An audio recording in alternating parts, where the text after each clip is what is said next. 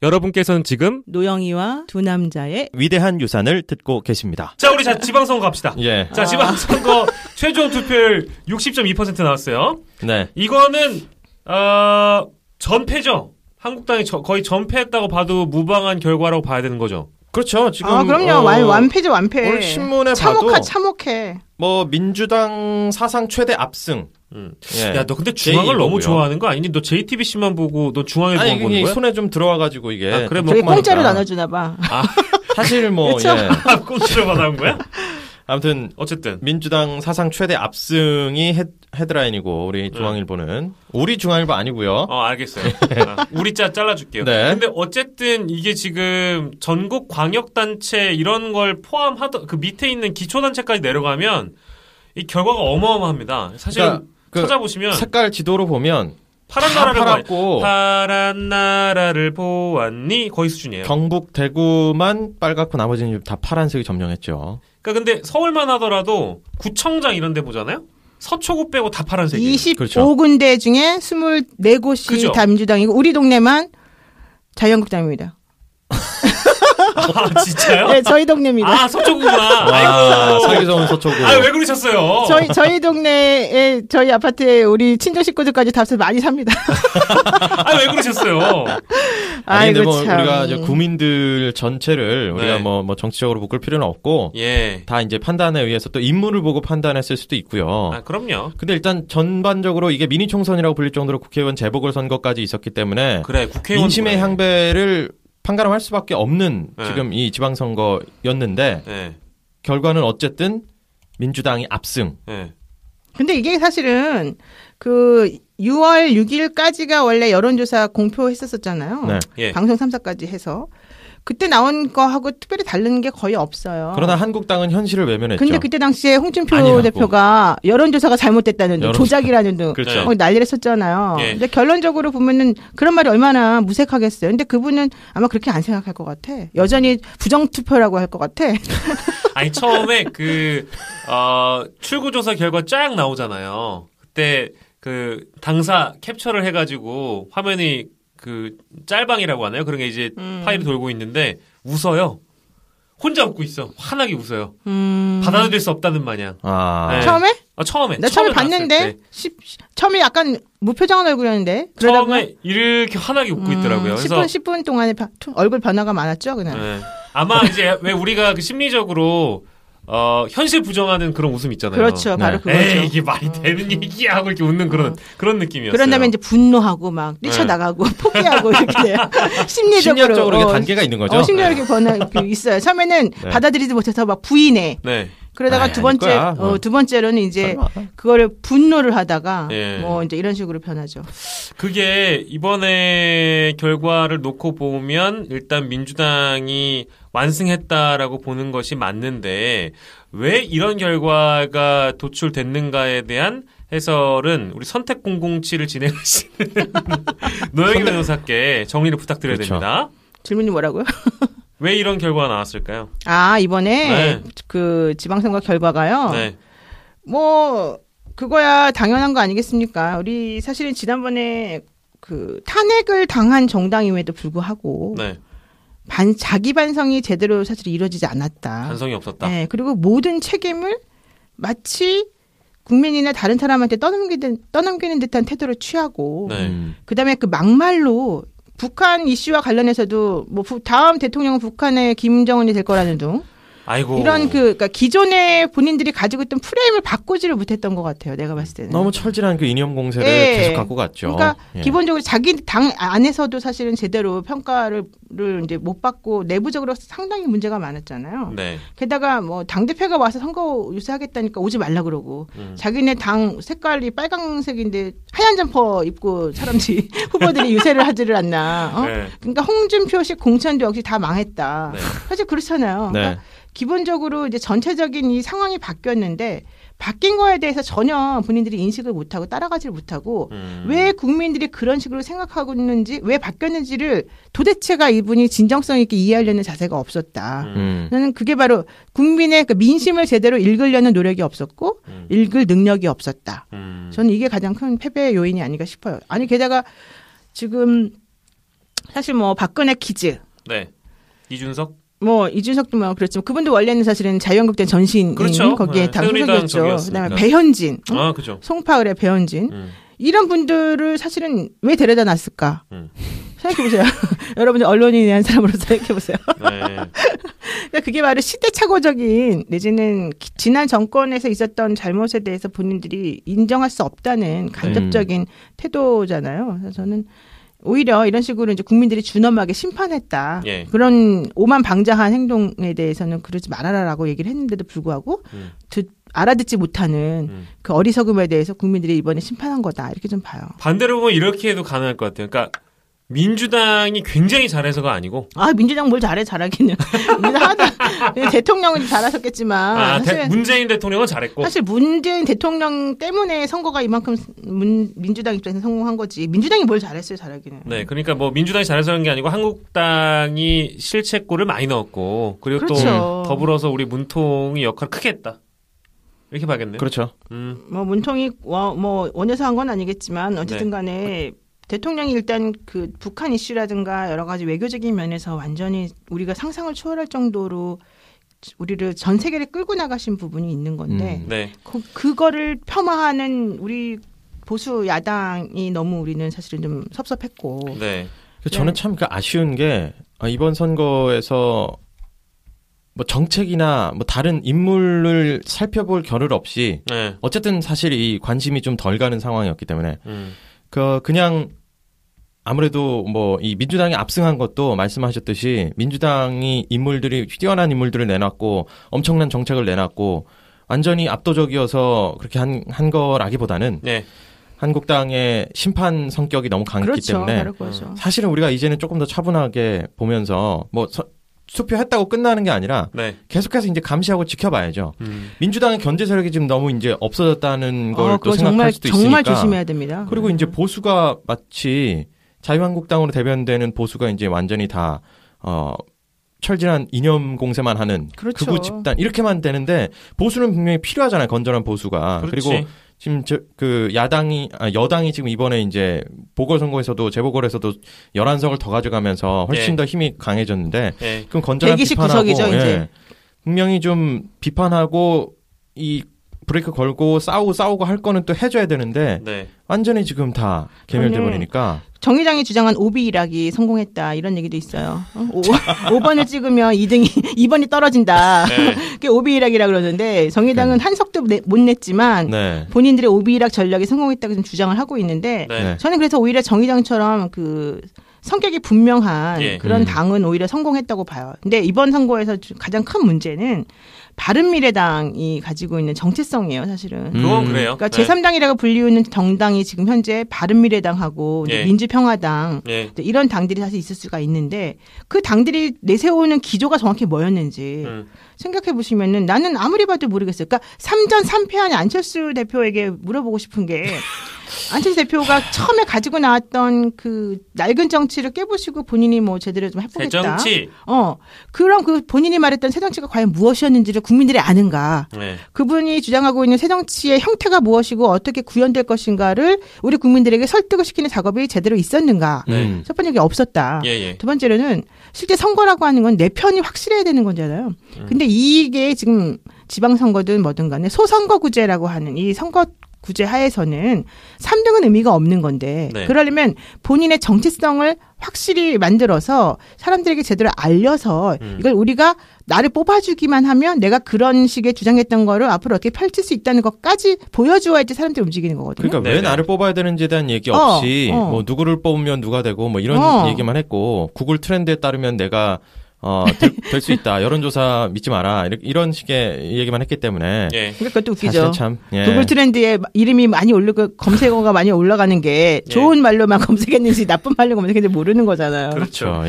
어쨌든, 뭐 이제는 3전 전패를 하셨기 때문에 아마도 뭐 인물에 대한 얘기는 저희가 뒤에 가서 좀 더 하겠지만, 각 인물들이 어떤 발걸음을 다음 스텝으로 내딛는가. 뭐 지금 우리 녹음 일자 기준으로는 유승민 님이 물러난다고 했어요. 대표직에서. 그렇죠. 그렇게 돼버린 상황이고 뭐 안철수는 또 뭐 미국 간다는 얘기도 있고 하고 한데 다들 뭐 당 대표하셨던 분들, 원내대표, 뭐 선대위원장으로 뛰셨던 분들 어떤 자리로 가시는지 저희가 좀 두고 보자고 하더라고요.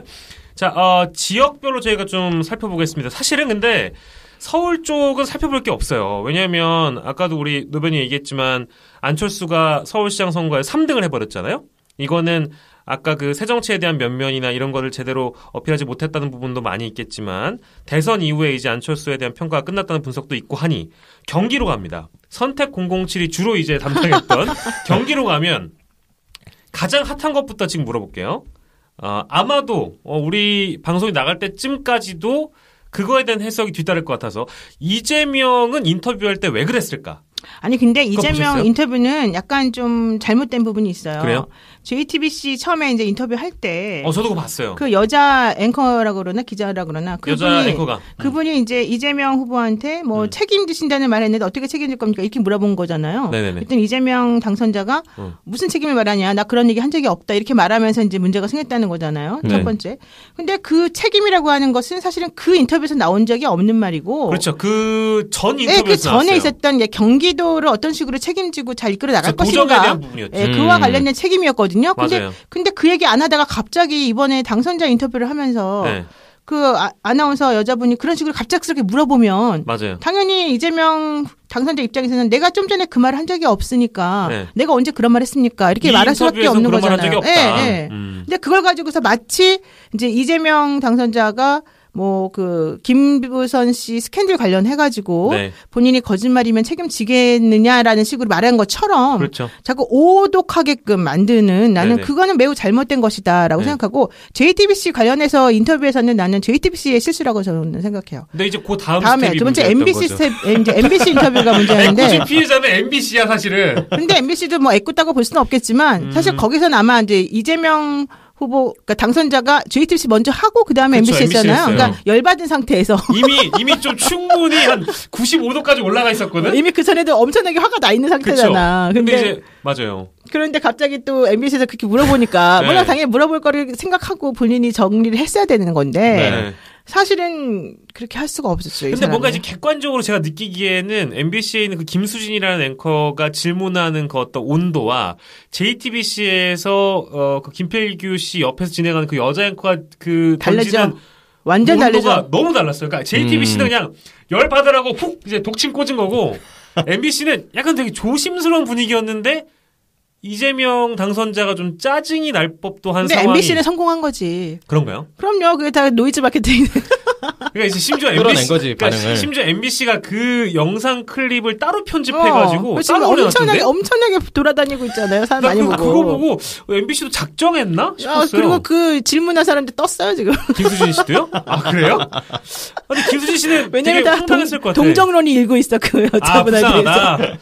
그리고 이재명 막 욕하느라고 정신이 없는데 이재명 씨 입장에서 보자면은 황당무계하겠지 솔직히 말해서. 그러니까요. 짜증나겠지. 이것들이 짜고 나를 괴롭히나 이러겠지. 근데 이제 그 뭐 댓글이나 이런 걸 보니까 막 이제 이런 스토리를 여러분들 좀 잘 아셔야 되는데, 그러니까 순서가 연합뉴스인가 YTN 먼저 인터뷰를 했고요. 그 다음에 이제 그 도정에 대한 책임에 대한 어쩌고 얘기가 나왔는데, 그 다음에 JTBC를 했고, 그 다음에 MBC를 했습니다.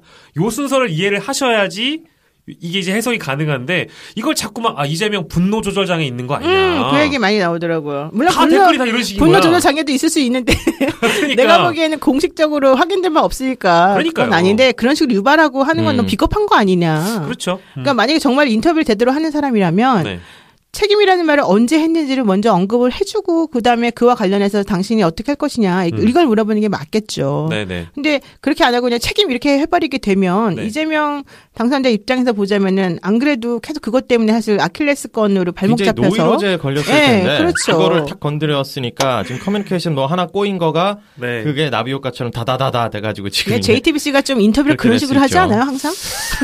JTBC 인터뷰 나갔다 온 사람들 다 열받아가지고 막 시발거려. 약간 뭐 저희가 JTBC에 계시는 그 손석희님 외에 다른 앵커들을 디스할 이유는 없지만 손석희 사장님도 그래요. 아니 이제 대선배가 약간 그런 식의 인터뷰를 주로 하니까 꼬리에 꼬리를 물고 뭔가 자꾸 곤란하게 하고 뭔가 그죠? 그런 질문들 많이 하니까 본인들도 약간 그런 거를 해야겠다는 압박감이 들 수도 있고 뭔가 앵커니까 자유롭게 질문할 수 있다라는 그런 부심이 있을 것 같아요. 근데 거기에 이제 잘못된 얘가 이번 사례인 것 같고 고민을 아마 이번에 좀 하지 않을까. 뭐 네. JTBC를 사랑하시는 분의 입장으로서 한번 나도 사랑해. 나도 JTBC 나가요 맨날. 저도 사랑합니다. 사랑하는데 제일 사랑하시는 분이 우리 김지현 씨 아닙니까? 왜 제일 사랑해요? 뭘 제일 사랑해요? 항상 사례를 들면 JTBC에서 뭐 봤다고 얘기하니까. JTBC 하이라이트에 그 북한 관련한 콘텐츠들이 나오기 때문에 사실 그래요? 지금 북한 관련해서 그 안에 딥하게 들어가는 따라가고 팔로우하는 데가 그렇게 많지는 않아요. 지금 최근에 이제 많이 생겼지. 네. 그래서 이제 저는 그 부분에 관해서 봤던 거고. 아니 근데 연합뉴스 TV도 원래 그랬어요. 내가 연합뉴스 TV 시청자위원이기 때문에 말하는데 연합뉴스 TV도 그거 밝히셔도 돼요? 그럼요. 뭐 어때요? 홈페이지 들어가 보면 다 나오는데. 맞아. 이름 나와 있어요. 근데 연합뉴스 TV가 원래 이렇게 북한 이슈가 크게 되기 전에 1년 정도를 일주일에 한 번씩 그렇죠. 그 북한에 관련된 걸 기획으로 해서 꾸준히 해왔었고 되게 북한은 그때 오늘 되게 재밌었어요. 연합이 북한 전문성이 원래 있죠. 네. 그런데 왜 맨날 JTBC 얘기만 해요? JTBC는 뭐 대중적으로 설득을 잘했나 보네요. 저를 설득했으니까. 그냥 억지로 그냥 우리 김승현 씨가 JTBC 내지는 중앙계열을 좋아해서. 그래서 신문도 중앙일보 다니고. 심지어 영화관도 메가박스만 간다는 얘기가 있고요. 자, 알겠습니다. 자, 어쨌든 이번 경기도지사 선거에서는 이재명 후보가 당선이 됨으로 인해서 우리가 아까 얘기했던 그 여배우 스캔들은 어느 정도 표심에 영향을 미치지 못했다. 아니 조금씩 미쳤겠지만 그래도 이분들이 찍은 사람들이 그런 얘기 하더라고. 그렇다고 해서 딴 사람을 찍을 수는 없지 않느냐. 그렇다고 남경필 후보를 찍을 수는 없지 않느냐. 그러니까 내가 어쩔 수 없이 그냥 찍어는 줬는데 내가 진정성 있게 너를 지지해서 찍은 건 아니다. 뭐 이런 얘기를 하긴 해요. 근데 나는 그거는 잘 모르겠어요. 근데 그분들이 나는 경기도 안 살아서 내가 투표를 그쪽에다 안 했기 때문에 그분들의 심리를 정확히 모르겠지만 투표율을 저조하게 만드는 한 역할은 한 것 같아요. 네, 되게 진흙탕 싸움을 너무 만들었죠. 네거티브가 너무 정말 짜증났고 솔직히 말하면 나는 주진우 기자가 김부선 씨와 관련해서 공지영 작가가 뭐 얘기한 것도 있지만 그 녹취록 나온 이후에 아무런 의사나 뭐 본인의 생각을 표명하지 않은 것도 매우 부적절하다고 봐요. 왜냐하면 그분이 그동안에 보여줬던 이미지나 그분이 방송에서 계속 해왔던 이미지나 그동안 주장해왔던 내용에 비춰봤으면 이런 정도로 시끄럽고 이런 정도로 문제가 돼서 본인이 그 스캔들의 중심에 있었던 거잖아요. 그렇다면 사실은 뭐 사실이 이렇다라든가 뭐 아니라든가 한마디쯤 하는 게 원래 더 맞지 않았을까 싶은데 그런 얘기에 대해서는 한마디도 안 하다가 갑자기 김영민 씨가 뭐 주진우는 뭐 어쩌고 이런 한마디 그냥 넌지시 얘기하는 것밖에 없었거든요. 근데 저는 그거는 좀 비겁한 게 아니었나 솔직히 생각해요. 그 바른미래당의 거의 NCND 느낌으로 있었던 거죠. 그러니까 그거를 근데 영향을 사실 미치지 않으려고 본인은 생각했었겠지만 그거 자체가 영향이 된 거죠. 본인이 가지고 있는 그 공인으로서의 위치나 그분이 그동안 계속 주장해왔던 진실이라고 하는 걸 밝혀야 된다라고 하는 이명박 대통령 깔 때 얼마나 열심히 깠어요. 그분들이. 그렇죠. 그때 보여줬던 태도하고 생각해보면 약간 이중적으로 비춰줄 수밖에 없지 않아요? 아마도 이번 선거 끝났으니까 이제는 말할 수 있다는 식으로 혈담이 아마 나올 수도 있는데 그때 그러니까 일주일 전으로 시간을 돌리면 그 시기에는 그런 대답을 하게 되면 김영환 씨, 그러니까 당시에 이제 바른미래당 경기도지사 후보였던 김영환 씨가 늘 김어준, 늘 주진우를 언급했기 때문에 그분한테 가서 물어보라라는 식으로 늘 인터뷰를 했거든요. 근데 여기서 입만 자기들이 뻥끗하면 여기 프레임에 들어가니까 한마디를 안 한 거죠. 그러니까 모든 그 정의의 사도로서 뭔가를 비판한다라고 하는 사람들도 사실은 어느 편에 속해 있는 걸 부인할 수가 없죠. 그래서 어느 편에 유리해지지 않으려고 불리해지지 않으려고 상황들을 여러 가지로 갖고 가는 거니까. 본인들은 어느 편이에요? 저희는 노영희 변호사의 편이고요. 그리고 제 와이프 편입니다. 팟캐스트 시장에서 사실은 거의 이 갓오브 가신 존재를 건드리는 거는 거의 성역이야. 그래서 그런가 봐. 그래서 못 건드리나 봐 사람들이. 못 건드리죠. 얘기 못 해요. 그게 너무 언론 권력이야. 언론 권력. 그러니까 뭐 누군가가 이 사람이 절대적으로 옳고 이 사람이 아주 객관적이고 이 사람이 하는 얘기는 다 맞다라고 믿을 사람 요새 없겠지만 그렇게 어느 순간에 믿게 되는 경우가 있는데 그러면 안 된다는 거죠. 항상 그래요. 그래도 우리 진우 형이니까.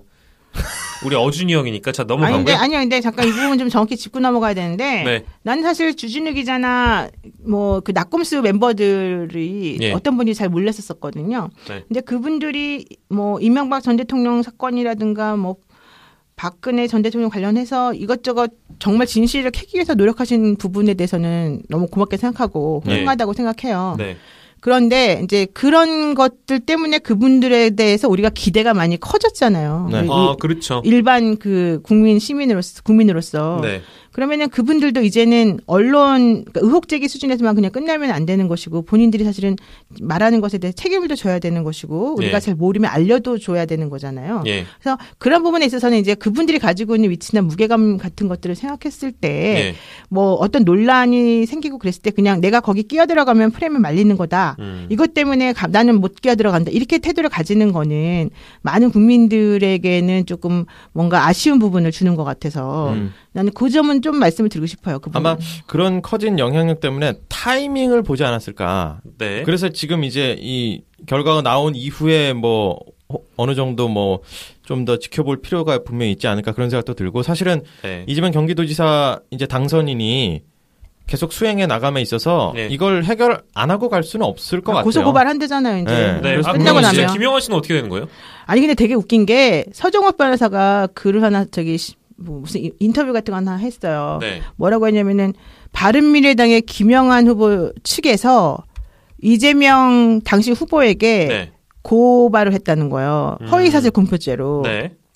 무슨 내용이 허위사실인 줄 알아요? 그 이제 여배우와의 그런 것은 사실이 아니다 이렇게 말했잖아요. 그게 허위사실을 공표한 거다라고 해서 고발을 한 거예요. 근데 그러니까 서정호 변호사가 그 허위사실 공표죄에 해당할 수 있다 또 이렇게 나왔어요. 자기가 이제 인터뷰를 해줬어요. 근데 난 그게 웃긴 거야. 생각해 보십시오. 처음에 문제 제기를 김영환 씨 측에서 한 거잖아요. 그러면은 남경필 그러니까 전 지사 같은 경우에는 욕설에 대해서 얘기했지 사실 여배우 얘기는 안 했거든요.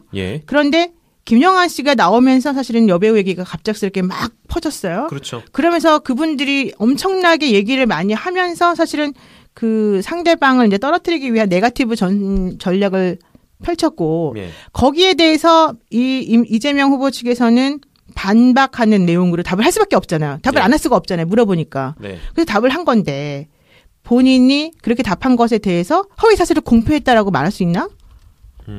나는 그건 조금 안 맞는 것 같은데 우리 또 이렇게 법을 잘 아시는 서정호 변호사가 인터뷰를 하면서 명백한 허위사실 공표 행위다 이렇게 얘기를 해서 뭐 내가 잘 모르니까 내가 함부로 나설 수는 없고 이건 뭔가 좀 이상하다. 법을 잘 모른다. 법을 잘 모른다 발언. 난 좀 그래가지고 좀 뭔가 찜찜하다. 근데 만약에 내가 그 입장이면 나는 나 같으면은 이재명 후보 측에서 뭐 바른미래당 쪽에 그렇게 말을 한 사람들을 상대로 고소하는 게 더 맞았을 것 같은데. 그렇잖아요. 이게 허위사실 공표라고 볼 수 있잖아요. 근데 그렇게 안 하고 한 거는 나는 조금 오히려 그 반대해서 한다? 이거 좀 이상하더라고요. 어쨌든 그건 뭐 내 생각이에요. 경기도지사 그 사실 선거는 굉장히 복잡했고 거기 안에 들어가 있는 사실관계나 이런 정보들을 하나하나 곱씹어 보려면 굉장히 오랜 시간이 걸립니다. 심지어 뭐 여기에 그 해경군 김 씨에 대한 얘기도 나오고 그죠? 양쪽에서 아무튼 던지는 그런 프레임들이 많았기 때문에 그거를 찾아보고 그걸 좀 나름대로 이제 분석을 하셔야 돼요. 근데 나도 사실은 뭐가 진실인지 모르겠어요. 여기 또 표창원 의원도 껴있잖아요. 그러니까요. 이게 뭐가 진실인지 잘 모르겠고 심지어 뭐 여기에 뭐 그 이정열 예전에 카카새끼 짬뽕 이정열 변호사도 또 이정열 판사 이제 변호사 됐잖아요. 근데 이제 그분이 또 해경군 김 씨는 그 이재명 당선인의 아내가 맞다라는 식으로 고발을 했어요. 그래서 이게 판이 점점 커지고 있기 때문에 나중에 이게 어떻게 드러날지 좀 지켜봐야 됩니다. 잘 생각해봐요. 왜 고발했을까? 무슨 관계가 있어서? 그러니까 왜 했을까? 나 이제 그거는 당연하죠. 변호사로 된 지 얼마 안 됐잖아요. 첫 번째 사건이잖아요. 그분이 예전에 아니 그러면은 나름 자기가 그 자신이 있기 때문에 한 거 아닙니까? 아니 물론 자신이 있어서도 하겠지만 그분이 처음에 원래 부장판사 하다가 사실은 그 창원에서 일을 할 때 아래층 아파트 사람들이랑 뭐 이렇게 서로 이제 층간 소음 때문에 싸움을 했어요. 싸움을 해가지고 너무 열받아가지고 주차된 차에 막 그 키 열쇠로 이렇게 막 그 긁어 놓는 거 있잖아요. 그거 하고 자동차 키를 꼽는 곳에 본드를 붙여놔서 못하게 하고 이랬어요. 아, 진짜요? 네, 그래가지고 그것 때문에 이제 벌금형을 선고받은 게 하나가 있고 또 하나는 그분이 그 부러진 화살이라고 예전에 알죠, 이제 그 학교 교수님이 뭐 이제 소송했을 때 그거가 관련해가지고 그분이 그 당시에 배석이었는데 합의부에서 이제 뭔가 재판 결과를 내는 선고하기 전에 합의라고 하는 걸 해요. 3명이. 네네네. 합의의 내용은 발설하면 안 되는 거거든요. 원래가. 네. 근데 그 당시에 이런 식의 합의했었다라고 하는 거를 언론에 공표를 해버렸었어요. 그래서 그것 때문에 법원에서 6개월 정직을 먹었어요. 그래서 그런 것들 때문에 사실은 변협에서 이제 이분이 변호사 옷을 벗으면서 변호사 한다고 신청했었을 때 이 그런 그 벌금 전가라든가 이런 여러 가지 것들 때문에 이제 심사를 원래는 했어요. 반려한다는 식으로. 근데 처음에 난 사실 그분 좀 도와주려고 이제 했었었는데 그분이 기본적으로 그 당시에 합의 내용을 발설하면 안 된다라고 하는 얘기가 있음에도 불구하고 발설했다는 거가 사실은 변호사는 의뢰인들의 비밀을 보호해줘야 되고 보장해줘야 되는데 나중에 그런 문제가 생기면 너는 그런 말을 할 거냐 이런 문제하고 또 겹치는 거거든요. 그래서 사실은 이제 문제가 돼가지고 그 당시에는 변호사 자격을 그 변호사로서 하지 못하도록 이제 결론이 나온 거예요. 처음 알았어요. 그래서 그분이 변호사로 직접 못하고 변호사 사무장이 된 거예요. 사무장을 했었잖아요. 그게 조대진 변호사가 우리 사무실에 처음에 있었다가 나중에 구로로 가면서 법무법인 뭐 동안인가 뭔가를 만들었는데 거기에 사무장으로 간 거예요. 그러고 나면서 한 몇 년 지나는 동안에 한 번도 이제 변호사로서는 사실 얘기를 못했죠. 전 부장판사 이런 식으로 나한테 얘기를 했잖아요. 그러다가 이번에 그게 풀려가지고 변호사로 등록을 이제 허용하게끔 된 거예요. 그래서 등록한 지 얼마 안 되는 시점에서 진짜 하루 이틀 만에 돼버렸어요. 본인이 그러니까 하루 이틀 만에 된 거는 이제 중요한 게 아니고 하루 이틀 만에 그 해경공 김 씨에 대한 고발 내용이 나와서 맞아요. 바로 그거예요. 그러니까 본인이 변호사로 등록했다라는 그 뉴스가 나오고 난 다음에 갑자기 해경공 김 씨 고발한 거야. 자기는 이제 진짜로. 문장이라 그러면서 하루 만에요. 그게 왜 그렇겠어요? 그러니까 일부러 미리 준비를 해놨다는 얘기 아니에요? 그러니까 본인이 이제 변호사로서 그런 그 첫 발을 내딛는 그렇죠. 이제 신고 형식으로 한 거다. 이렇게 보는 시각이 있는 거죠. 당연히 마케팅용으로 보는 시각이 우세하죠. 그래요? 아니 그래도 자기 이름이 걸려 있는데 그걸 막 그냥 마케팅으로 내던진 다음에 만약 나중에 뭐 강흥석 변호사도 아니 고발은 문제가 안 돼. 고발을 하더라도 고발을 해서 만약에 기소가 안 된다 하더라도 무고만 안 되면 되는 거잖아. 근데 그 상당한 근거를 갖고 사실 해경공 김 씨라고 하는 사건은 많은 사람들이 그 이재명 당선자의 부인이 활동한 거 아니냐라는 의심을 많이 품고 있는 상황이기 때문에 그렇죠. 이게 단순히 무고로 처리하기는 어려워요. 그러니까 이 사건에 고발을 하는 게 그분에게 하나도 나쁜 게 아니야. 고발해서 만약 기소가 되면 영웅이 되는 거고. 고발해서 기소가 안 되더라도 그거는 합리적인 의심을 제기한 거이니까 이 사람은 이름도 날리고 이렇게 되는 거지. 그런 전략이 또 숨어 있을 수 있다라는 거. 나도 그런 거 해야 되는데. 좀 알려야 되는데. 하나 좀 저희가 한번 물어보겠습니다. 굵직한 거 하나 하시면 되잖아. 굵직한 거 뭐예요? 자, 다음 경기 쪽에서 제일 더 관심 많이 받은 이부망천이 있습니다. 그거 진짜 너무 나쁜 사람이야. 이혼하면 부천 가고 망하면 이혼하면 부천 가고 더 망하면 인천 간다. 그렇죠. 정 전 대변인이죠. 자유한국당. 정태욱. 그렇죠. 네. 그분은 탈당했어요. 탈당할 수밖에 없겠죠. 사실은 내가 그 선택 007 하면서 박남춘 후보, 인천시장 후보하고 그다음에 유정복 후보 두 분을 다 각각 이제 모셔가지고 방송을 했었었는데요. 두 분 다 나는 정치인들이 어떻게 정치를 하나 봤더니 다 각각의 이제 개성이 있고 각각의 또 이렇게 사람을 끄는 매력들이 있더라고요. 근데 유정복 후보 같은 경우는 사실은 그 인천에서 시장하면서 상당히 잘했다라고 하는 얘기를 많이 했었어요. 근데 이제 당이 너무 이제 이렇게 되니까 사실은 좀 어렵지 않냐 이런 얘기 나오긴 했었지만 그런 상황이어서 본인 나름대로는 현역 시장이잖아요. 사실은 원래 열심히 이제 해보겠다고 하는 상황인데. 자기네 당의 대변인이라는 사람이 방송 나가서 YTN 나가서 그때 그렇게 한 거잖아요. 맞아요. 그런 얘기를 해버리니까 사실은 이 사람을 버릴 수밖에 없죠. 거리를 완벽하게 둬야 되니까. 근데 뭐 둔다고 해봤자 결과적으로는 뒤집어질 수가 없는 오히려 더 망하는 그런 상황이 돼버려서. 같은 집 안에 있는데 저쪽으로 간다고 어떻게 하겠어요. 그러니까. 그래서 참 근데 나는 방송 첫 번째 이 사건에서 교훈을 얻죠. 3가지를 얻죠 우리가. 3가지나. 그렇죠. 첫 번째는 방송 나가서 말 함부로 하면 안 된다.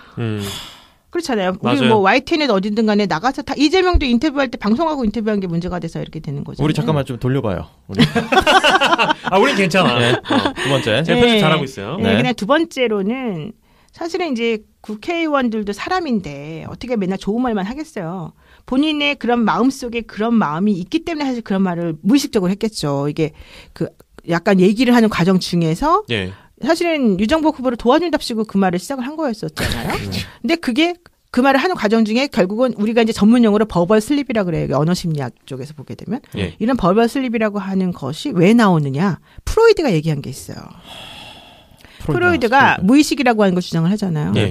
프로이드는 버벌 슬립, 즉 말실수라고 하는 거는 실수가 아니다, 사실은. 사람들은 모두 실수라고 그냥 얘기하고 넘어가지만 사실은 그거는 그 사람의 내면에 있는 자기도 모르게 가지고 있었던 것이 딱 통제가 되지 않는 상황에서 바깥으로 삐져 나온 거다. 그건 뭐 일리 있는 얘기네요. 그러니까 그 얘기는 무슨 얘기냐면 이 정 전 대변인이 평상시에도 엘리트식을 가지고 국회의원이니까. 그러니까 표를 얻으러 다닐 때는 고개를 숙이고 다닐 수 있지만 그건 이분에 대해서만 꼭 뭐 얘기되는 건 아니고 국회의원 모두에게 다 내지는 선거를 하는 사람들에게 다 적용된 얘기 같은데 엘리트식을 가지고 있으니까 사실은 항상 그 밑바닥에는 그게 깔려 있었던 거야. 그런데 자기가 이제 대변인이기도 하고 또 나가서 얘기도 해야 되는 상황이기 때문에 평상시에는 그런 걸 잘 억눌렀겠죠.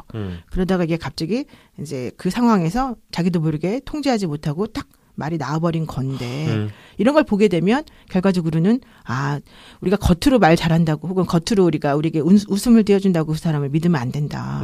우리가 정말 사람 잘 뽑아야 된다라는 것 내지는 진실을 알아야 된다는 것도 같은 맥락에서 판단해봐야 거의 된다. 지금 부천, 인천 출입 금지 당하지 않을까요? 그래야 되겠죠. 그렇기도 하고 어쨌든 이부망천이 큰 표심에 큰 영향을 줬다라고 그것도 봐야 될 거. 근데 뭐 그렇게까지 큰 영향을 준 것 같지는 않고 그럼에도 불구하고 인천이 사실은 그렇게까지 또 투표율이 막 높거나 그러진 않았었어요. 옛날부터도 박남춘 후보가 더 높긴 높았었거든요. 그러니까 그거는 내가 봤을 때 이제 전국적으로 좀 국민의 공분을 사고 말이 되긴 했지만 또 이재명 스캔들처럼 대사의 흐름을 그러니까 이건 이제 오히려 더 좋은 얘기지만 건 아니다. 결과 바꾸는 데까지 되지는 않은 것 같다. 세 번째 교훈이 지금 남았는데. 근데 궁금해요? 네.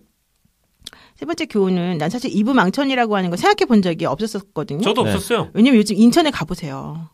얼마나 좋은지 아세요? 송도, 청라 정말 장난 아니에요. 부천도 그렇고 오히려 이제 서울역이 이상한 데보다도 훨씬 더 나을 수가 있어요. 서울역이 이상한 데. 근데 서울 이상한 데 바로 이거 좀 어떻게 마사지 좀 이거 괜찮아요. 이거 괜찮고 그러니까 중요한 건 무슨 얘기냐면은 사람들이 다 서울은 괜찮은 사람들이 뭐 혹은 내지는 뭐 잘 살고 또 수도권은 뭐 못 살고 이런 식의 프레임에 갇혀가지고 좀 잘 모르면서 말을 함부로 하는 선입견을 가지고 함부로 하는 게 있더라. 그러니까 이게 서울 안 가본 사람이 더 시끄럽다고. 사실은 인천이 물론 그분이 가봤는지 안 가봤는지 모르겠어요. 그분의 지역구가 거기가 아니니까. 근데 나는 이런 걸 보면서 우리가 정말로 말 함부로 하면 안 된다. 이 교훈을 얻었죠. 세계가 다 일맥상통하는 게 이제 말과 관련한 그건 사실은 말로 한 거니까. 우리도 속으면 안 된다. 근데 진짜 얘기인데. 평소에 저도 이제 갖고 있는 지론인데 갑자기 튀어나온 말 중에 아차 하는 경우도 덜어 있어서 그런 거 좀 조심해야 되겠더라고요. 그래서 아차할 때 이제 욕을 하시죠. 그래요? 욕 많이 해요. 아니 근데 생긴 건 되게 깔끔하게 생겼는데. 자, PK로 넘어가겠습니다. 사실 저희가 이 모든 지역을 다 짚을 수는 없기 때문에 PK로 넘어가면 사실 부산, 경남, 울산 중에 제일 주목받고 있는 건 당연히 경남도지사 선거였고요. 울산은 수성해보지 못했던 지역을 민주당이 굉장히 오랜 기간 만에 이게 처음인지 모르겠어요. 근데 오랜 기간 만에 송철호 후보가 이번에 당선이 됐고, 그렇죠. 김경수 후보 이번 당선인 선거에서 전 약간 독특하다 느낀 게 그래도 김태호의 득표율이 어마어마하더라. 라는 부분이었어요. 그분은 6번 선거 나가서 다 됐는데. 그렇죠. 김태호 그 후보는 이제 뭐 어디 당대표 선거 나와도 되겠던데요? 지금 한국당이 나와야 되죠. 사실은. 중량급 인사인가요? 그렇게 돼버린 것 같다고. 이번에 김경수한테 패배한 게 너무 간당간당하게 처음에는 사실 앞서고 있다가 나중에 이제 창원 이쪽 가가지고 김경수 후보가 뒤집은 것 같아요. 그렇죠. 그래가지고 뭐 이것도 이제 보면 드루킹 특검에 대한 여파가 없다고 봐야 되는 거야. 이것도 어떻게 해야 되지? 여파는 좀 있었죠. 없다고 보면 안 돼갔구나. 여파는 있었다고 보이는데 그 한국당 드루킹이 또 나왔잖아요. 그러니까요. 그러니까 니네도 매크로. 한국당 드루킹 나오기 전부터 사실은 편차가 좀 벌어지긴 했지만 역시 그럼에도 불구하고 문통을 믿는 국민들의 힘이다. 내지는 한국당에 대한 준엄한 심판이다. 이렇게 볼 수 있겠죠. 이문덕이라는 표현이 있습니다. 이문덕이 뭐예요? 이게 다 문재인 대통령 덕분이지. 나 이문덕 살았었는데. 이문덕입니다. 네. PK를 짚어봤고요.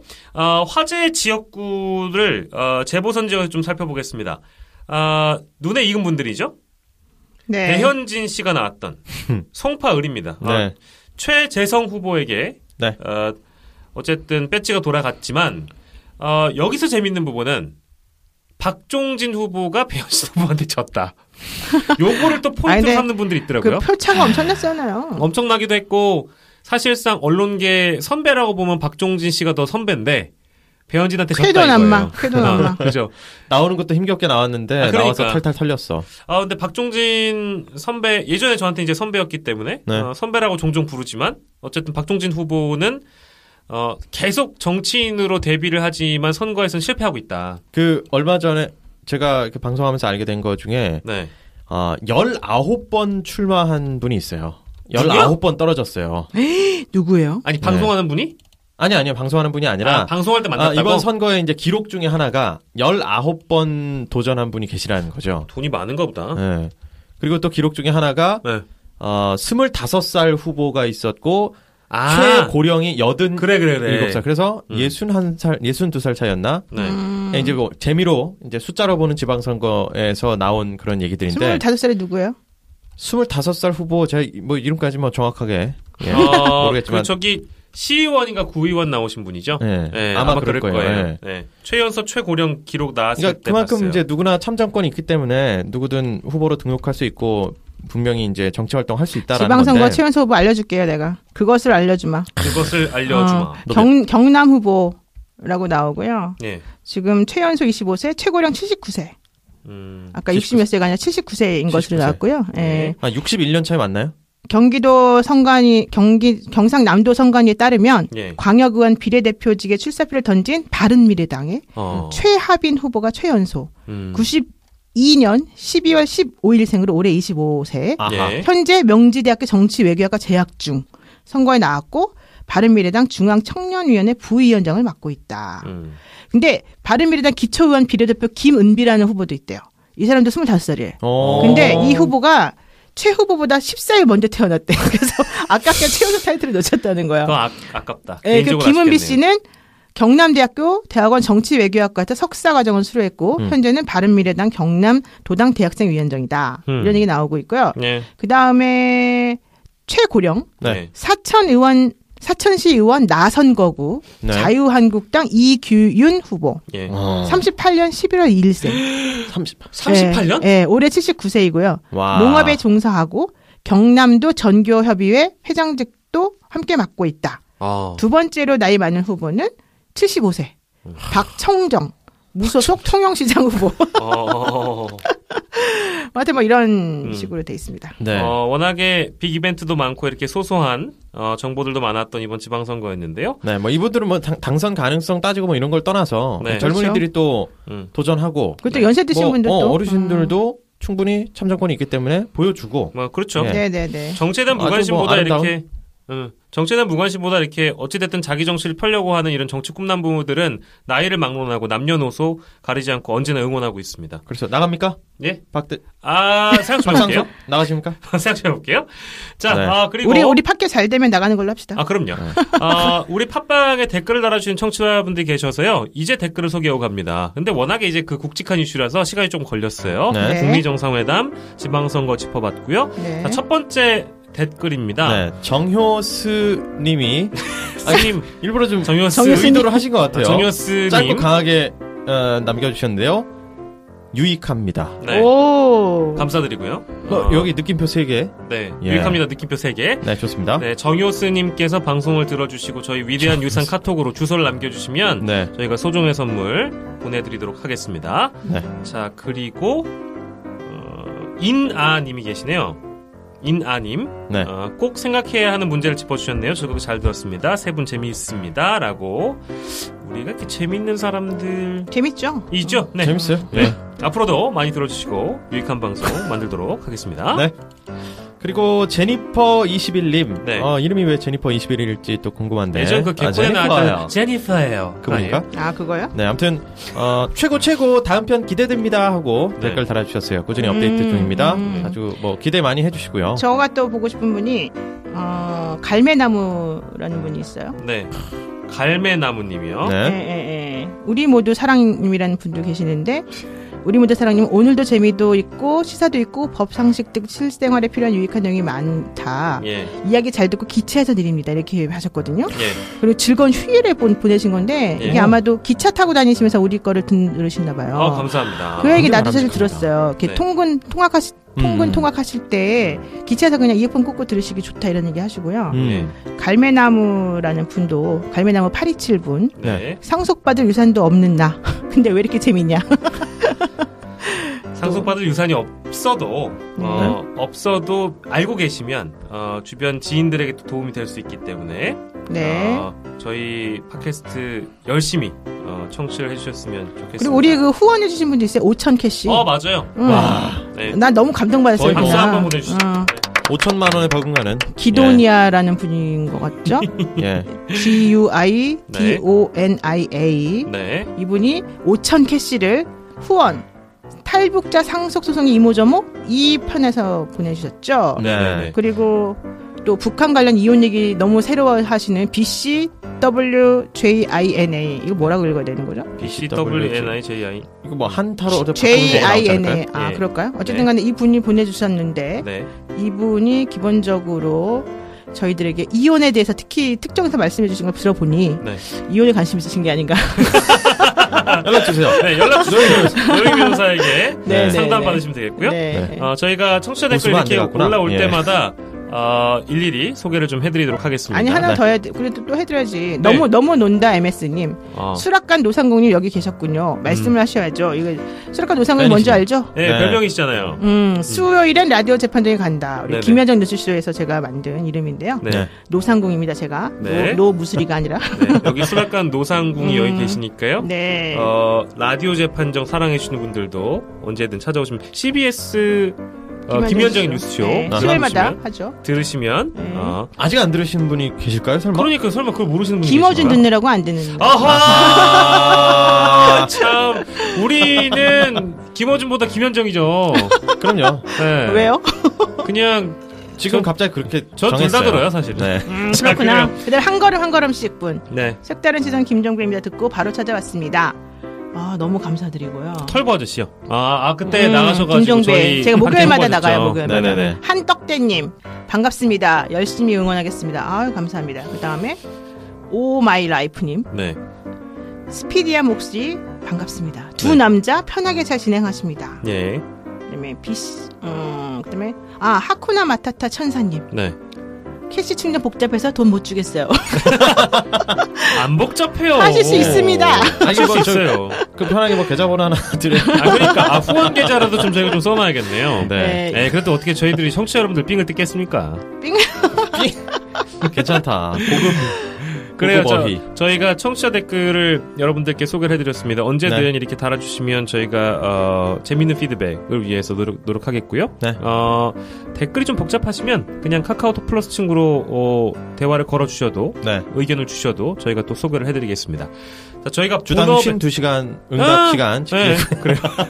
자, 저희는 이제 본업으로 들어갈 텐데요.